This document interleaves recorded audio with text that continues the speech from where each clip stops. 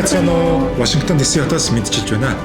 Энэ л цуглаан маань энэ жилийн нэгдсэн конференцийг зохион байгуулахаар болсон ба 4 сарын 6-наас 8-ны хооронд болох нэ. Конференц маань удахгүй болох гэж байгаа тул та амжиж бүртгүүлээрэй.